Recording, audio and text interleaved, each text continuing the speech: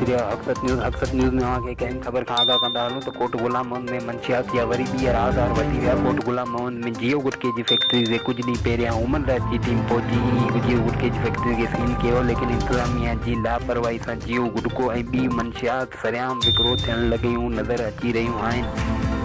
Indian Safina कचो शराब बि घर में तयारु थियण लॻो आहे। हिते जे शहरनि ॻोठाणनि अपील कई आहे SHO फरमान हकीम ऐं DIG IG सिंध मिरपुर ख़ासि AG सिंध खे गुज़ारिश था करनि त असांजे शहर तालुके कोट गुलाम मोहम्मद में मंशियात बंदि करे नौजवान नस्ल खे तबाह थींदे बि हुननि जी ज़िंदगी खे बचाए वञे। कैमरामैन मानसिंह कोहली सां गॾु जुमन शहर हक़सत न्यूज़ कोट गुलाम मोहम्मद। ॾिसो जियो गुटको ॾिसो जियो गुटको ಇದು ಪುರಿ ಶಾಪ್ जियो गुटको हले पियो या जी दी वैन सुबह दी वैन दुकान पे